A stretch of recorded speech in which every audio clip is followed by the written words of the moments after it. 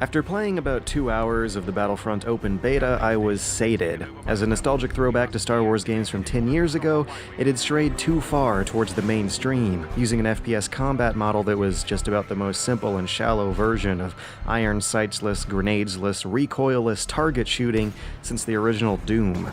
As far as multiplayer-only throwbacks go towards how things used to be a decade ago, Rainbow Six Siege may be a place of much greener pastures, and one that I can't imagine was aimed at a mainstream audience.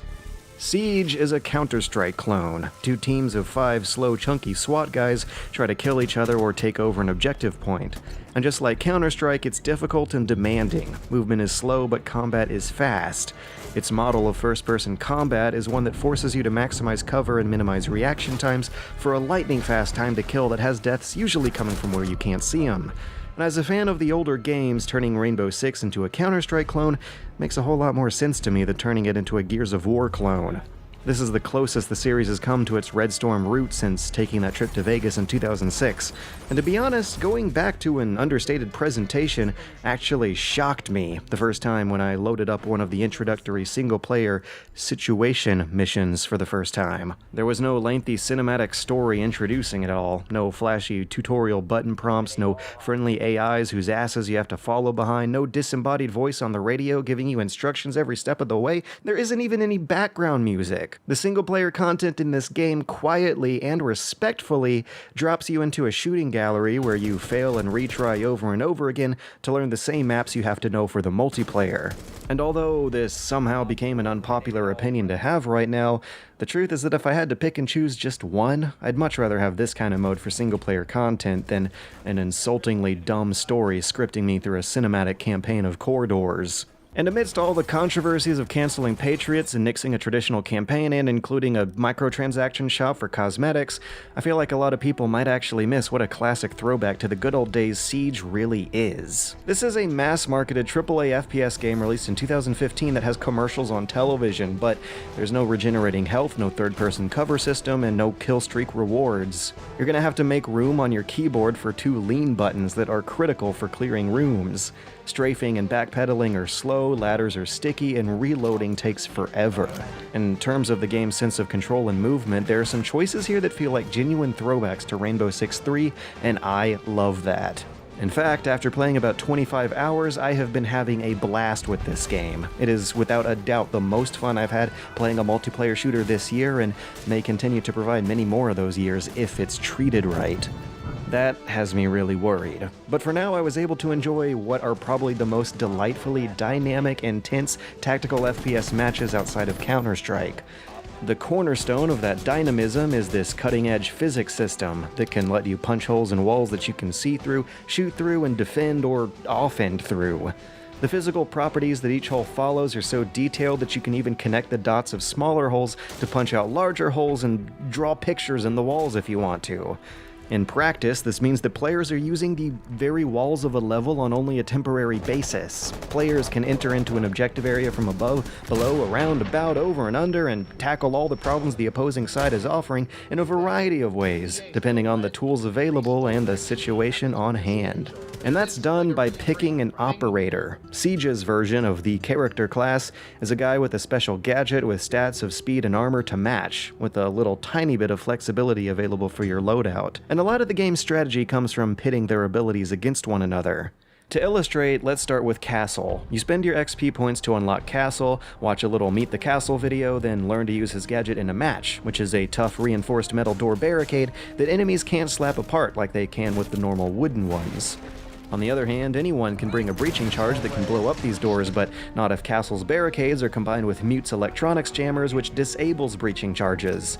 On the other hand, Sledge's hammer can break any kind of door, or walls for that matter, but not reinforced walls, which the defenders can pick and choose to make certain points unbreakable and permanent. But not 100% permanent. They can be breached only by Thermite's charges, but he only comes with 2 of them, both of which can still be countered by Mute's jammer, which can in turn be countered by Thatcher's EMP grenades. Resources and time are distributed in a way where defenders can't afford to defend absolutely everything, and the attackers are seriously screwed if a critical operator dies early in a match. The end result is an FPS game where the contest is less about shooting and more about teamwork and tactics. It's about playing off of each other's advantages while mentally mapping out a creative and unexpected route to whatever point the defenders left the most unguarded. Anyone sticking to a point too hard will inevitably open themselves up to some other spot they're missing behind them or some kind of gadgetry that can throw them off. It's as if the whole game has been designed around how to solve the problem of players camping corners, and the practice of weeding out stubborn defenders is almost more like solving a puzzle than it is a reflex test of target shooting. In fact, its emphasis on environmental destruction, its convincing echoey and stereo-heavy sound design, and even its comically oversized gun models with next-to-useless hipfire reminds me of another big multiplayer FPS. It's Battlefield. Or, in a brilliant summary that one of my earlier squad mates gave me, is a sharp combination of the tactical insta-death of Counter-Strike with the bombastic explosive versatility that you get in the modern battlefields. A lot of good memories of Bad Company 2 were coming flooding back to me while I was playing this thing. But despite all that, it does at least carry with it one unique FPS rule that set the original Rainbow Sixes apart and got carried into Counter-Strike to turn that whole rule into an esport. And that is that it's not muscle memory, twitch reflexes, map control, or improvisation that win a gunfight here, even though they are all contributing factors. Instead, crosshair placement is key. It's telling that the one skill I had to learn that turned a night of losing streaks into days of winning was patience. Patience and restraint. With the time to kill this quick, spraying towards any black blobby pixels that might be an enemy is a legitimate tactic. You want to be covered by so much cover over such a large distance that only a slight bit of your head will be exposed for them to return fire to, which unfortunately means that if they hit anything at all, they're gonna hit your head for a one-shot kill. And with hipfire being nerfed so much, that means that even your spray and prays have to be aimed with precision. Every kill you ever plan to get should be some kind of ambush, so turning a multiplayer Rainbow Six into this much of a stealth game is probably another reason I found this one so far up my alley. Op 4 eliminated. And that's not even factoring in the drones. The attackers get free time to scout ahead with little RC cars that can do sick 360 kickflips on their way to tag enemies and objectives. This little tiny chunk of the game feels like it could be fleshed out into an entire game of first-person hide-and-seek on its own. It's a moment of physical slapstick comedy when you're zigzagging your drone to slip out of an enemy's aim, or stealthy, mischievous fun when you're camouflaging into clutter to plant a hidden camera in plain sight. There's just so much going on in every match, so many different moves, strategies, tactics, and layers to the gameplay that all counter each other that there's no way any two matches play the same. And it's all tightly limited by that 5 versus 5 player cap that keeps it from becoming too much of a mess of exploding level pieces. Almost every death is followed by some thoughtful reminiscing on what could have gone differently. Maybe you should have come in from a different angle, or blown a hole in their cover from the opposite angle, or drove a drone up to their ankles and charged in while they're distracted by that drone, or have a teammate distract them from the opposite side while you flank them, or shoot open a peephole and toss grenades inside of the hole from a distance, or go prone to punch some hidden holes in at ankle length to use them as turrets. There's a lot of depth here, countless different ways any individual encounter can play out. But unfortunately, one of the most frequent outcomes is frustration over the netcode.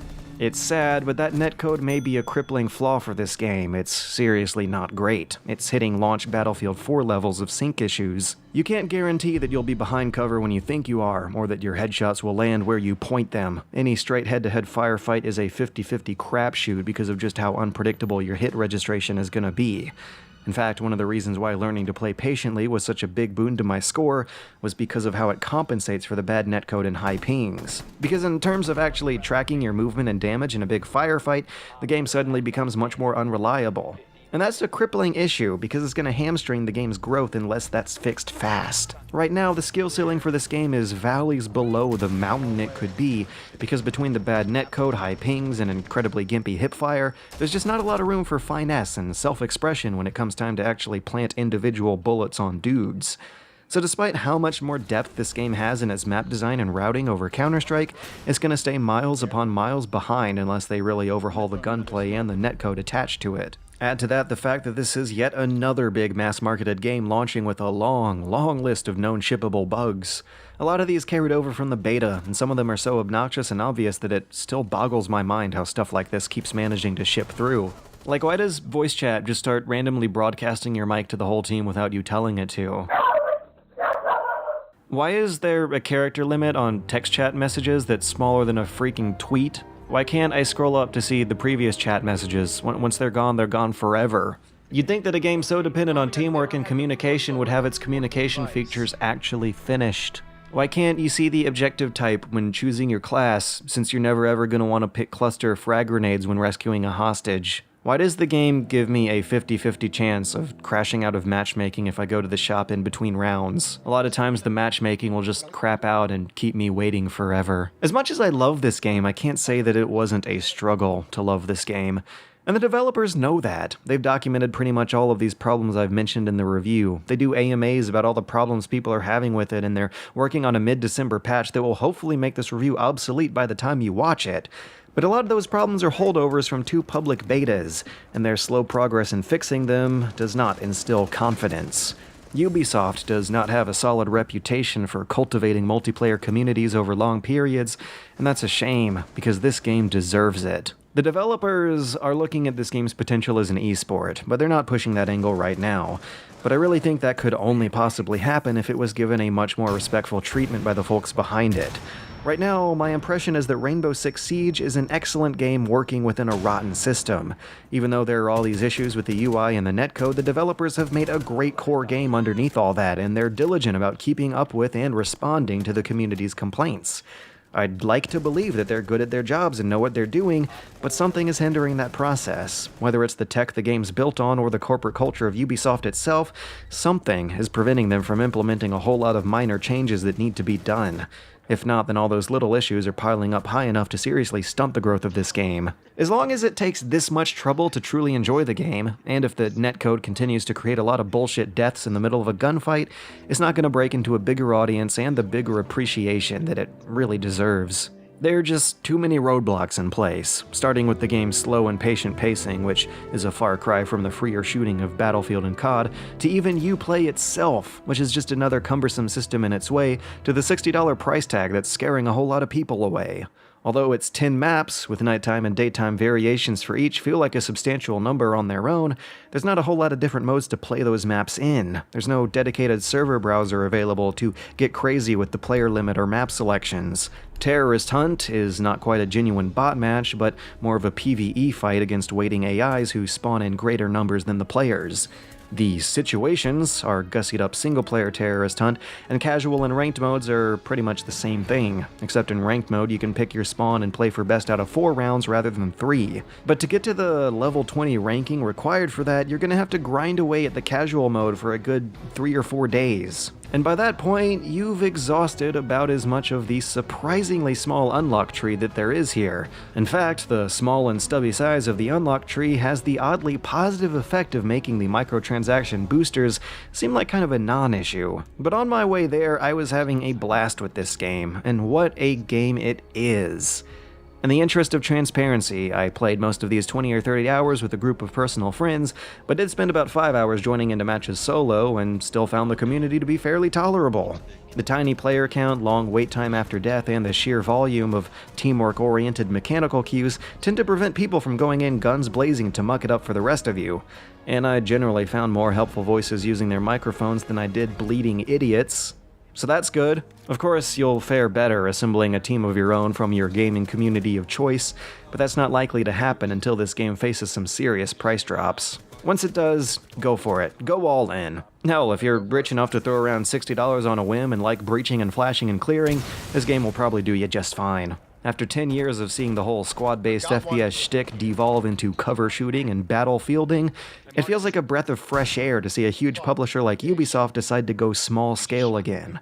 They're competing with Insurgency and Counter-Strike with this game, and that's a pattern that I totally wouldn't mind seeing more of. He's gonna come through that way, so don't worry. gonna be going for you at this point. Damn. Oh my! Draw! I think we win. We win. Nice. We win from this. Somehow we win. You're welcome. Sorry. Because it's a draw. Like, we just win right now.